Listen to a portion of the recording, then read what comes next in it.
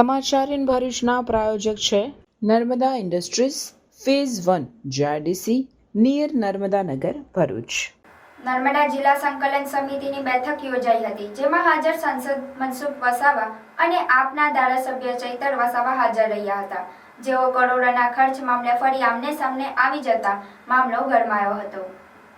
નર્મદા જિલ્લા સંકલનની બેઠક મળી હતી। આ બેઠકમાં સાંસદ મનસુખ વસાવા, ધારાસભ્ય ચૈતર વસાવા પણ હાજર રહ્યા હતા।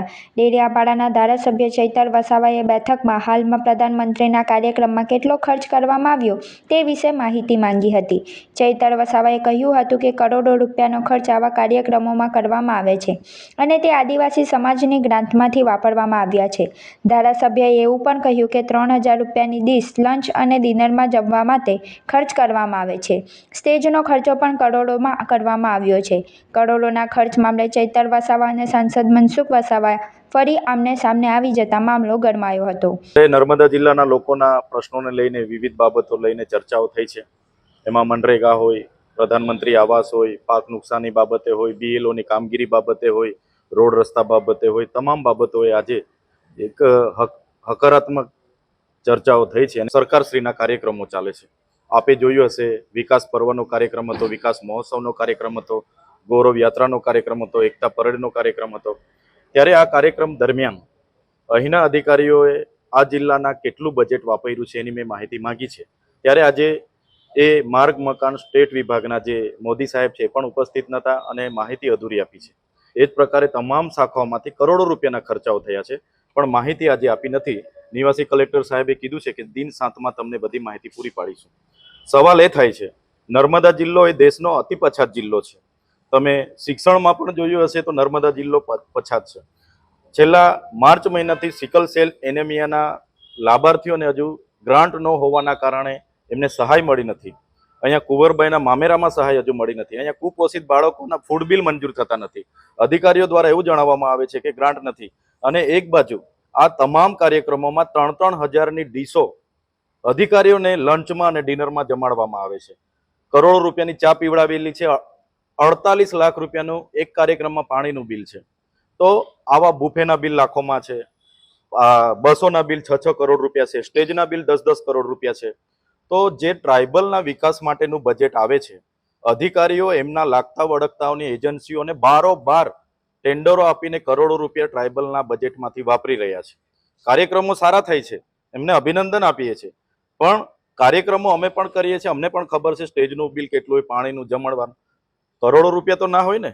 તો એ બિલો એ લોકો આપતા નથી, પણ ખૂબ મોટો ભ્રષ્ટાચાર આ કાર્યક્રમોના નામે થાય છે। અમે એક 5 લાખનું કામ કરવા માટે અમારે જેમ પર ટેન્ડર મંજૂર કરાવવું પડે, એજન્સી નિવિદા પાડે અને પછી અમારું કામ થાય છે। જ્યારે અહીંયા 10 જ દિવસમાં પોતાના લાગતા વળગતા એજન્સીઓને 10 કરોડના ડોનના બિલો આપવામાં આવે છે, 10 કરોડના સ્ટેજના બિલો ચૂકવવામાં આવે છે, 6 કરોડના બસના બિલો ચૂકવવામાં આવે છે, 2 કરોડના ચા નાસ્તાના બિલો ચૂકવવામાં આવે છે, 48-50 લાખના પાણીના બિલો ચૂકવવામાં આવે છે।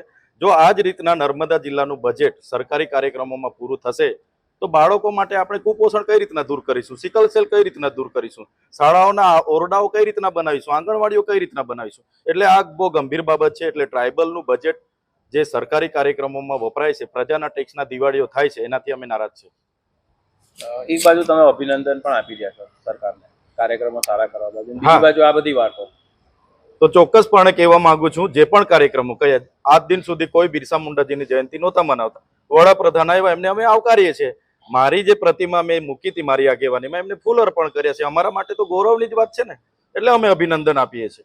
પણ જે પ્રકારે ત્યાંના પાર્કિંગના નામે 2.5 કરોડનું બિલ કોઈ મૂકે, ડોમના નામે તમે 10 કરોડનું કોઈ બિલ મૂકે, ચાના નામે તમે 2 કરોડના, હવે કેવી ચા પીધી હશે એવું। અરે એમણે ડિનરના નામે 10-10 કરોડના બિલો મૂક્યા છે, તો એમણે શું ખાધું એની વિગત આપો। ડ્રાયફ્રૂટ ખાધા, ચિકન ખાધું, મટન ખાધું, ઘી કેળા ખાધા, અમને તો કહો।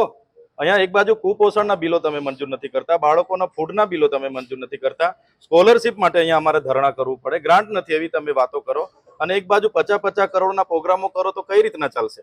અને પ્રોગ્રામો તો રોજના ચાલુ પ્રજાના પૈસે દિવાળી જ થાય છે। એટલે પ્રજાએ જાણવું પડશે નર્મદા જિલ્લાનું જે પણ બંને કાર્યક્રમોમાં અને વિકાસ પર્વથી માંડીને વિકાસ મહોત્સવ, ગૌરવ યાત્રામાં જે પણ ખર્ચાઓ થયા છે, જેના કારણે બધા ડિપાર્ટમેન્ટમાં આજે ગ્રાન્ટ નથી, એટલે એના માટે અમે ચિંતિત છે. બીજી બાજુ અત્યારે એક જે બાળ પ્રદર્શન યોજાયું હતું તેમાં આપ હાજર ના રહ્યા અને સાંસદે એવું કીધું કે ગુજરાત તો ફર્યા કરે છે પણ ઘર તો હાચી નથી શકતા. 11 નવેમ્બર 2025 રોજ સાગબારા જિલ્લાના નવરચના હાઈસ્કૂલમાં ડેડિયાપાડા, સાગબારા અને ચિગદા તાલુકાનો વિજ્ઞાન મેળો હતો. એમાં હું ઉપસ્થિત હતો અને મારી ઉપસ્થિતિમાં એ વિજ્ઞાન મેળાને મેં ખુલ્લો મૂક્યો હતો. એ જ પ્રકારે જિલ્લા પ્રાથમિક શિક્ષણ સમિતિનો 20 નવેમ્બર 2025 એટલે કે હમણાં જ કેવડી પ્રાથમિક શાળામાં વિજ્ઞાન મેળો હતો, ત્યાં હું હાજર હતો. અહીંયા મુખ્ય અતિથિ જિલ્લા પંચાયતના પ્રમુખ હતા, વિશેષ ઉપસ્થિતિ સાંસદોની હતી, અહીંના ધારાસભ્યની હતી અને મારું પણ નામ હતું. પણ મારા ત્રણેય તાલુકાના કાર્યક્રમોમાં, બંને કાર્યક્રમોમાં હું હાજર હતો અને ત્યાંની કૃતિઓ લાવનાર બાળકોને મેં પ્રોત્સાહન પૂરું પાડ્યું છે. મારી ત્યાં હાજરી હતી અને મેં પ્રોત્સાહન પૂરી. તમે કોઈને પણ પૂછી શકો છો, એવી વિડીયો ફોટા પણ તમને મળી. આ જ મહિનામાં ત્રણેય તાલુકાના વિજ્ઞાન મેળામાં હું હાજર હતો, પ્રાથમિક શિક્ષણના વિજ્ઞાન મેળામાં પણ હું હાજર હતો. નામ ન હોવાથી ચૈતરભાઈ અધિકારીઓ બી ખતરાવ કર્યો છે. એનામાં તો નામ પણ હતું તો હાજર તમને એ જ કહેવા માંગુ છું. અમારે ત્રણેય તાલુકા, મારો મત વિસ્તાર ડેડિયાપાડા છે. ડેડિયાપાડા, સાગબારા, ચિગદાના વિજ્ઞાન મેળામાં હું હાજર હતો. ત્યાં નવરચનામાં થયો અને પ્રાથમિક શાળા કેવડીમાં થયો, ત્યાં હું હાજર હતો. ખરેખર સાંસદ સાહેબે આયોજકોને પૂછી લેવું જોઈએ કે એમના મત વિસ્તારમાં હાજર હતા કે નહીં. અમે ત્યાં હાજર હતા. આ વિસ્તાર તો જસુભાઈ રાઠવાનો છે, દર્શનાબેન દેશમુખનો છે, ભીમસિંહભાઈ તડવીની છે, એમને પૂછો ને એમની હાજરી પૂરો. અમારા વિસ્તારમાં તો અમે હાજર હતા, બીજા કોઈ હાજર નહોતા, હું હાજર હતો ત્યાં. આ બાબતે સાંસદ મનસુખ વસાવાએ કહ્યું કે ચૈતર વસાવાને કાયમ હવનમાં હાડકાં નાખતા જ આવડે છે. આદિવાસીઓને કાયમ ગેરમાર્ગે દોરે છે અને આ એની માનસિકતા છે જે બહાર આવવી જોઈએ.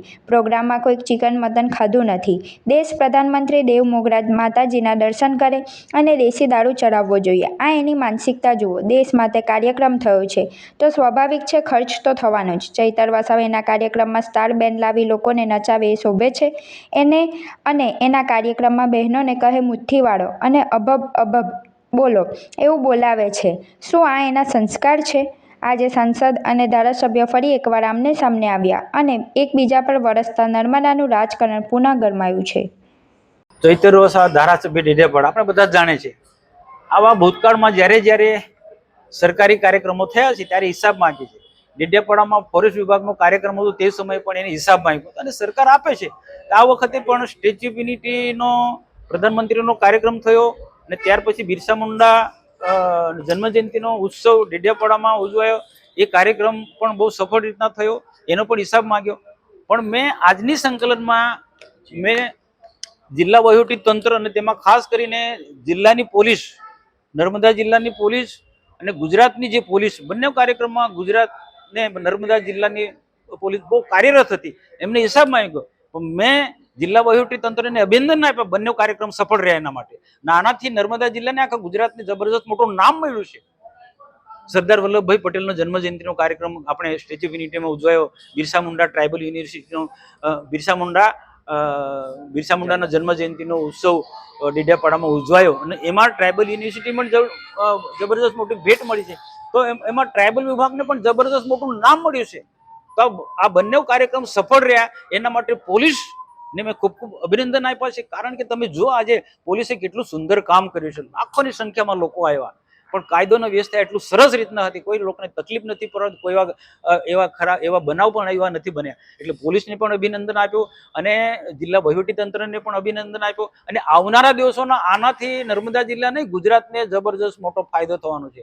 સરદાર વલ્લભભાઈ પટેલના જે કાર્યક્રમો અપાય છે જન્મજયંતિને લઈને, એ સ્ટેચ્યુ ઓફ યુનિટીમાં પણ અલગ અલગ નિરંતર રજૂઆત લોકો પ્રવાસ એનો ચાલુ છે. એ સરદાર વલ્લભભાઈ પટેલના જીવનમાંથી પ્રેરણા લેવાની છે. રાષ્ટ્રીય ભાવનામાં લોકોમાં જાગૃત થાય, એકતાના બોધપાઠ લોકો શીખે ને યુવા પેઢી એક દેશના માટે એક સંગઠિત થાય, એ ઉદ્દેશ્ય સાથે દેશના પ્રધાનમંત્રી આવા કાર્યક્રમો કરે છે. તો આમાં કોઈ ખર્ચ તો જે થવાનો જ છે, પણ જે પ્રકારે ધારાસભ્ય ચૈતર વસાવા જે હિસાબ માંગે છે એને સરકાર તો આપી, એને આપ્યો મિટિંગની અંદર. એ જે રીતના જે માંગે છે નાની નાની બાબતમાં, એ થોડું અજુગતું કહેવાય. એને ખરેખર તો અહીંના ધારાસભ્ય તરીકે આભાર માનવો જોઈએ કે ડેડિયાપાડામાં બિરસા મુંડા જન્મજયંતિનો કાર્યક્રમ ઉજવાયો ને એમાં દેશના પ્રધાનમંત્રી આવ્યા ને દેવ મોગરા માતાજીના દર્શન કર્યા. એમને ખરેખર તો આભાર માનો. ટીકા ટિપ્પણીમાં છે એમને બીજો ઉદ્દેશ જ નથી, પોઝિટિવ વાત કરવી જોઈએ એમને.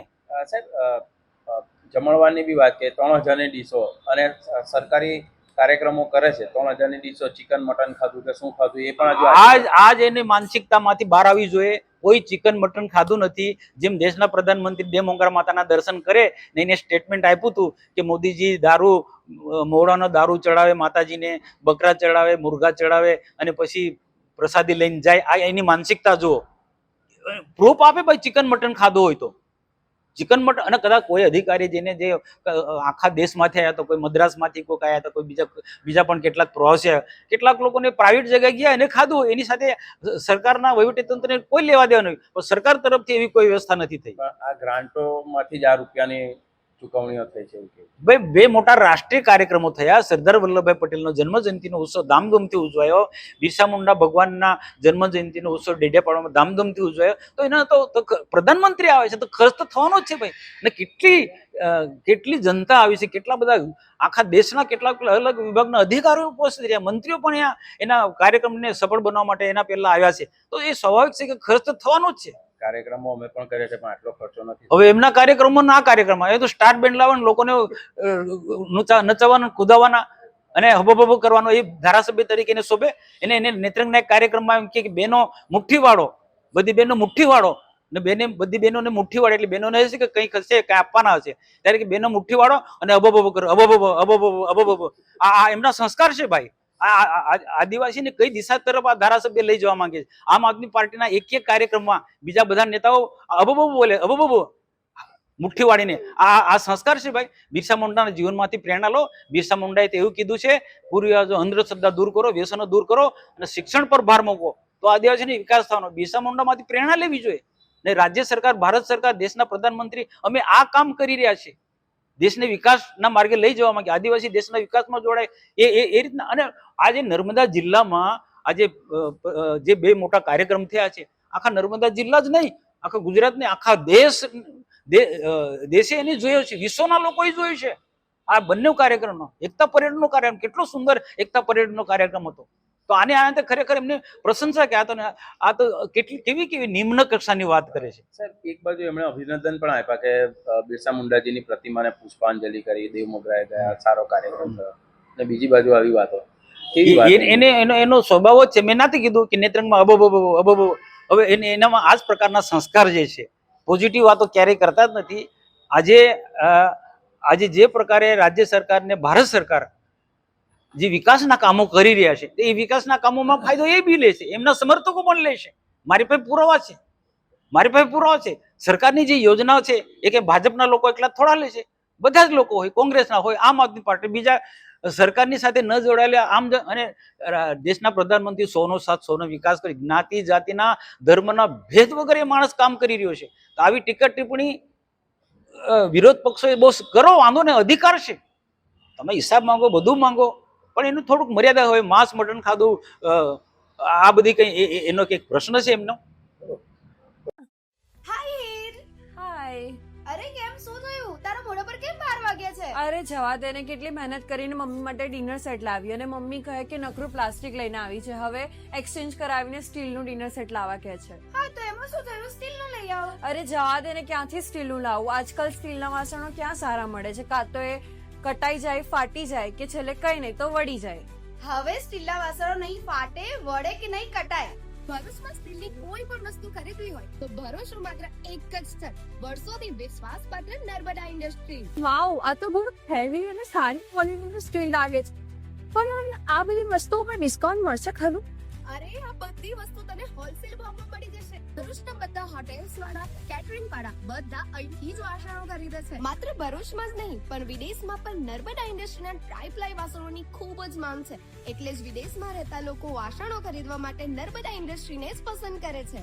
તો અમે તમારી શોપિંગ કરી લીધી છે. તમે ક્યારે આવી રહ્યા છો? Narmada industry, phase 1, JITC, near Narmada Nagar, Bharuch. For more information call on the given number.